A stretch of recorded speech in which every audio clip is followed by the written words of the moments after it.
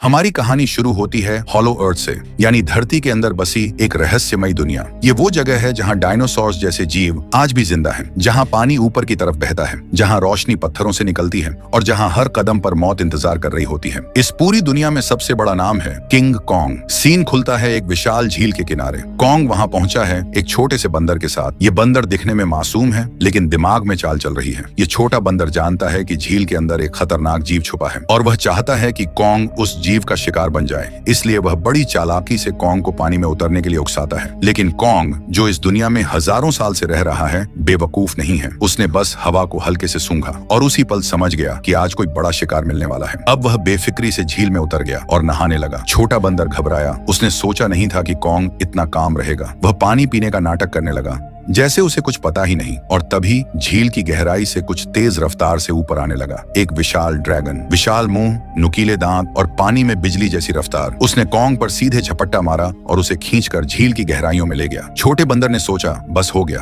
Plan successful. लेकिन अगले ही पल स्प्लैश, कॉन्ग का विशाल हाथ पानी से बाहर निकला और उसने ड्रैगन का कटा हुआ सिर जमीन पर पटक दिया। कॉन्ग ने झील से बाहर निकला, थोड़ा भीगा हुआ लेकिन बिल्कुल ठीक। और अब उसने छोटे बंदर की तरफ देखा। छोटा बंदर समझ गया पिटाई होने वाली है, लेकिन कॉन्ग ने कुछ नहीं किया। बस अपनी कुल्हाड़ी उठाई और आगे बढ़ने का इशारा कर दिया। यही कॉन्ग का कैरेक्टर है, पावरफुल बट नॉट क्रूअल। दोस्तों, अब फिल्म एक ऐसे पल पर रुकती है जो दिल को छू जाता है। हमें दिखाया जाता है कि किंग कॉन्ग हजारों सालों से इस दुनिया में अकेला है। उसे अपने जैसा कोई नहीं मिला, कोई साथी नहीं, कोई परिवार नहीं, कोई दोस्त नहीं। हर दिन भूख, हर दिन लड़ाई, हर दिन वही खालीपन। एक दिन उसे दूर से एक दहाड़ सुनाई दी, बिल्कुल उसी जैसी आवाज। उसका दिल धड़क उठा। क्या उसका कोई अपना यहाँ है? क्या वह अकेला नहीं है? वह उस दिशा में दौड़ पड़ा पूरी ताकत से। लेकिन वहां पहुंचकर उसे मिला एक छोटा सा मेंढक जो उसी की आवाज की नकल कर रहा था। यह सीन देखकर ऑनेस्टली दिल में एक हुक उठती है। इतना बड़ा, इतना ताकतवर जीव और इतना अकेला। लेकिन जिंदगी को चैन नहीं था। एक दिन सैकड़ों खतरनाक भेड़िए उसके पीछे पड़ गए। हॉलो अर्थ के ये भेड़िए नॉर्मल नहीं थे, बड़े,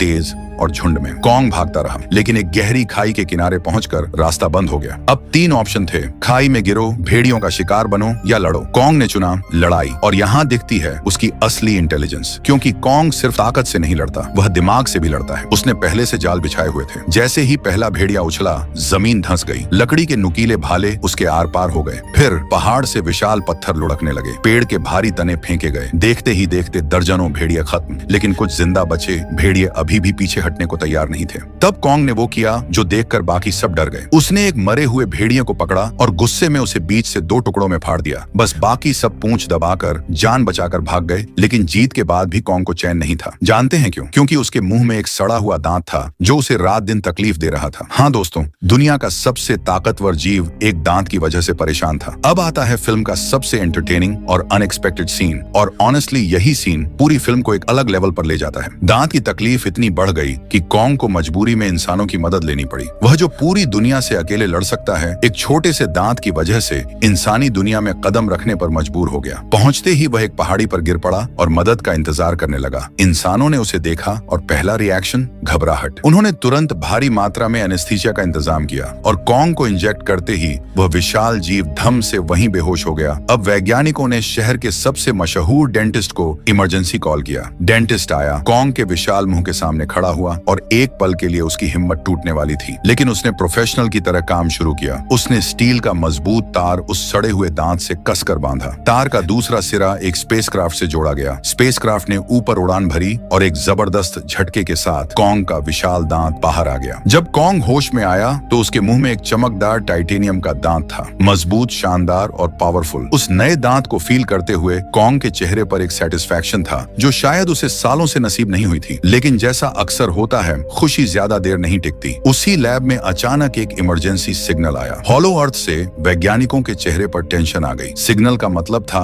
नीचे कुछ बड़ा हो रहा है, कुछ जो कंट्रोल से बाहर जा रहा है। तुरंत डिसीजन लिया गया। एक रेस्क्यू टीम बनाई गई और कॉन्ग के साथ उन्होंने पोर्टल में छलांग लगाई। वे वापस हॉलो अर्थ में थे और अब असली कहानी शुरू होने वाली थी। हॉलो अर्थ में पहुंचते ही कॉन्ग ने देखा उसका खाना चोरी हो चुका है। ये कोई छोटी बात नहीं थी। हॉलो अर्थ में खाना मतलब जीवन व गुस्से में था। कुल्हाड़ी उठाई और सीधे चट्टान के ऊपर पहुंचा। वहां उसने एक गहरी दरार देखी जिसके अंदर से हल्की नीली रोशनी निकल रही थी। वह रोशनी कुछ अजीब थी, कुछ अलग, कुछ जादुई। कॉन्ग ने ज्यादा सोचा नहीं और उस गहराई में सीधे छलांग लगा दी। अंधेरे में पहुंचते ही उसकी कुल्हाड़ी खुद ब खुद चमकने लगी। रोशनी में उसे दिखे चारों तरफ अजीब चमकदार पत्थर, ऐसे पत्थर जो उस रोशनी पर रिएक्ट कर रहे थे। आगे बढ़ते हुए एक भयानक दहाड़ सुनाई दी। कॉन्ग उस आवाज का पीछा करता रहा। एक झरना पार किया और उसके पार एक और दुनिया, एक छुपी हुई दुनिया जो उसने पहले कभी नहीं देखी थी। धीरे धीरे आगे बढ़ते हुए उसे एक अजीब सी गंध आई और फिर उसके सामने एक विशाल साया उभरा। कॉन्ग ने तुरंत कुल्हाड़ी उठाई, तैयार था लड़ने के लिए। दोनों एक दूसरे की तरफ बढ़ने लगे। साया बड़ा था, डरावना था, लेकिन जैसे जैसे दूरी कम हुई साया छोटा होता गया और जब एकदम सामने आया एक छोटा सा प्यारा सा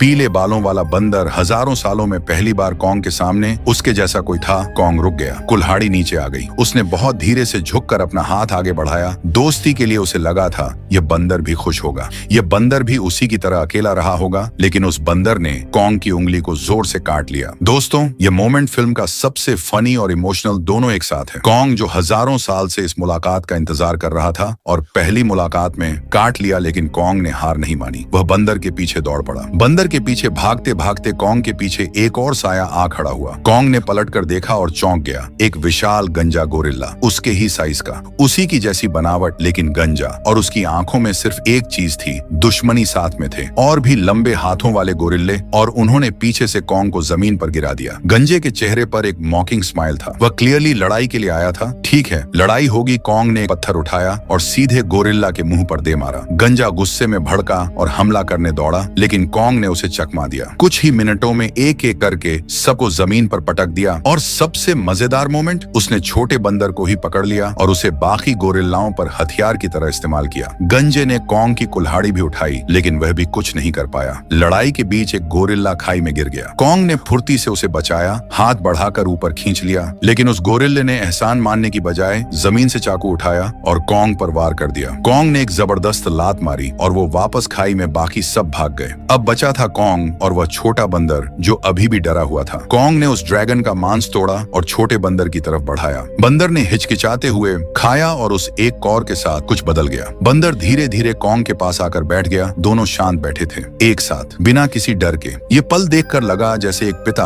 अपने बच्चे के साथ पहली बार सुकून के पल बिता रहा हो। हॉलो अर्थ की उस गहराई में एक नई दोस्ती पैदा हो रही थी। छोटे बंदर के साथ आगे बढ़ते हुए कॉन्ग ने आखिरकार वो देखा जो उसे तोड़ गया। उसके जैसे और भी जीव थे इस दुनिया में, बंदर, गोरिल्ला जैसे प्राणी, लेकिन वे आजाद नहीं थे, वे गुलाम थे। दिन रात भारी पत्थर उठाना, किसी के आदेश पर चलना और थोड़ी सी गलती पर बेरहमी से पिटाई। ये देखकर कॉन्ग के अंदर कुछ टूट गया। इतने सालों में अपने जैसे किसी को ढूंढता रहा और जब मिले तो इस हाल में, तभी एक बूढ़े बंदर से गलती से एक पत्थर गिर गया। एक गोरिल्ला पहरेदार ने उसे देखा और बिना एक पल गंवाए उसे बुरी तरह मारना शुरू कर दिया। कॉन्ग से रहा नहीं गया। उसने अपनी कुल्हाड़ी जमीन पर इतने जोर से मारी कि पूरी जगह हिल गई। सब रुक गए और कॉन्ग ने उस बूढ़े बंदर को उठाकर अपने पास कर लिया। यह देखकर सभी गुलाम बंदरों की आंखों में एक उम्मीद जागी, लेकिन यह सब देख रहा था भागा हुआ गंजा गोरिल्ला। उसने तुरंत जाकर इस दुनिया के असली राजा को खबर दी। स्कार किंग को यह नाम सुनते ही हॉलो अर्थ कांप जाती है। वह अपने सिंहासन से उठा। रास्ते में जितने भी बंदर थे सब झुक गए डर से, लेकिन जब उसकी नजर कॉन्ग पर पड़ी तो वह रुका, ध्यान से देखा और कॉन्ग के मुंह में लगा टाइटेनियम दांत देखकर हंस पड़ा, एक मॉकिंग लाफ, जैसे वह कह रहा हो तू मुझसे लड़ेगा। और फिर उसने अपनी ताकत दिखाने के लिए एक बेकसूर बंदर को लात मारकर जलते लावे में फेंक दिया। बस अब कॉन्ग का गुस्सा पीक पर था। स्कार किंग ने कंधे से हथियार निकाला। क्रिस्टल जड़ा हुआ, लंबा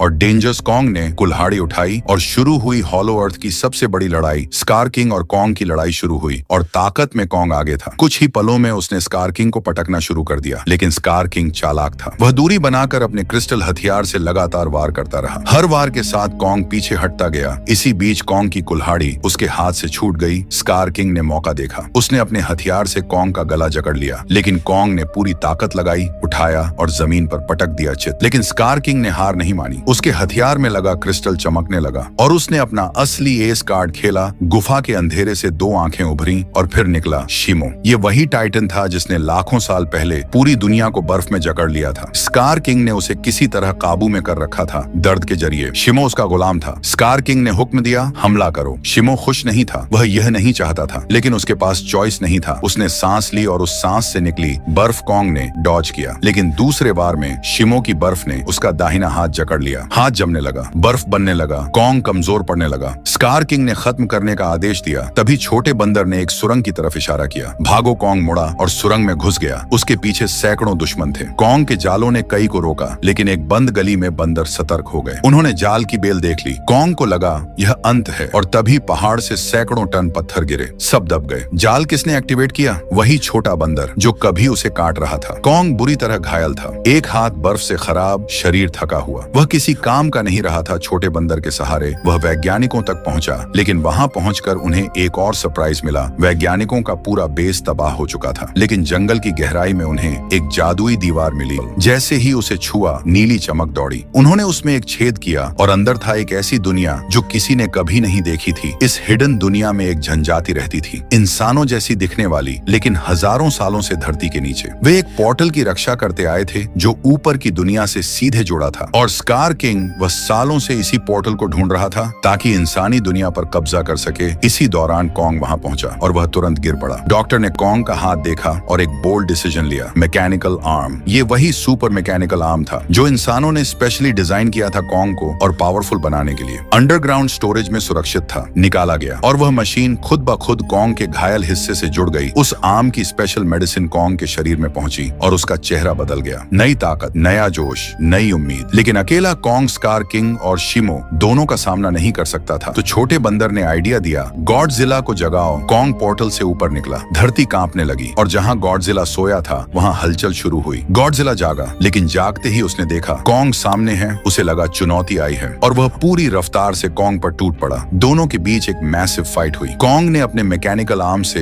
हर वार रोका, लेकिन गॉडजिला अपने स्ट्रॉन्गेस्ट फॉर्म में था। जब कॉन्ग समझ गया कि वह उसे हरा नहीं पाएगा, तो उसने स्ट्रेटेजी बदली। उसने गॉडजिला को जबरदस्ती पकड़ा और पोर्टल की तरफ खींचना शुरू किया। दोनों पोर्टल में कूदे। हॉलो अर्थ में पहुंचते ही गॉडजिला की नजर स्कार किंग और शिमो पर पड़ी और वह समझ गया। बिना एक सेकंड गंवाए गॉडजिला और कॉन्ग ने साथ मिलकर उन पर हमला बोल दिया। दोस्तों, अब आता है फिल्म का सबसे स्पेक्टेकुलर हिस्सा। एक तरफ गॉडजिला और कॉन्ग, दूसरी तरफ स्कार किंग और शिमो। चारों के बीच एक एपिक बैटल शुरू हुई। इसी बीच कबीले के लोगों ने अपना सीक्रेट वेपन यूज किया। एक स्पेशल रेड लिक्विड को पानी में मिलाया, जिससे दो विशाल पिरामिड्स एक्टिवेट होने लगे। जब ये दोनों पिरामिड्स आपस में जुड़ते हैं तो ग्रेविटी कुछ समय के लिए कंप्लीटली खत्म हो जाती है। स्कार किंग को यह प्लान समझ आ गया। उसने तुरंत शिमो को हुक्म दिया, बर्फ से पिरामिड्स के बीच का रास्ता बंद करो। लेकिन तभी भिड़ंत में पिरामिड्स टकराए, बर्फ टूटी और एक मैसिव एक्सप्लोजन में पूरी जगह की ग्रेविटी खत्म हो गई। सब हवा में उड़ने लगे। पत्थर हवा में, पानी हवा में, स्कार किंग हवा में, शिमो हवा में, कॉन्ग हवा में। और गॉडजिला जो ग्रेविटी के बिना भी तेजी से बढ़ता रहा। शिमो की तरफ स्कार किंग ने कॉन्ग की कुल्हाड़ी उठाई और उसी पर वार किया, लेकिन मैकेनिकल आर्म वाले कॉन्ग ने हर वार को रोका, एक एक हमले को काटा और धीरे धीरे स्कार किंग को पीछे हटाने लगा। उधर गॉडजिला और शिमो की लड़ाई चल रही थी। गॉडजिला को पता था शिमो दुश्मन नहीं है, वह गुलाम है। इसलिए उसने शिमो को हर्ट करने की बजाय उसे स्कार किंग के कंट्रोल से मुक्त करने की कोशिश की। और जब शिमो को एहसास हुआ कि कोई उसे आजाद करना चाहता है, तो उसकी आंखें बदल गईं। स्कार किंग अब अकेला था और अकेले स्कार किंग का कॉन्ग और गॉडजिला के सामने कोई चांस नहीं था। और यहीं पर यह मूवी समाप्त होती है। ऑलराइट दोस्तों, अगर आपको ये वीडियो अच्छी लगी तो नीचे लाइक जरूर करें। कमेंट में बताएं आपका फेवरेट मोमेंट कौन सा था। मेरा पर्सनली फेवरेट था वो मोमेंट जब कॉन्ग ने छोटे बंदर को हथियार की तरह इस्तेमाल किया। और अगर आप पहली बार चैनल पर आए हैं तो सब्सक्राइब करना बिल्कुल मत भूलना। अगली वीडियो में हम एक और धमाकेदार मूवी लेकर आएंगे। तब तक जय हिंद और टेक केयर।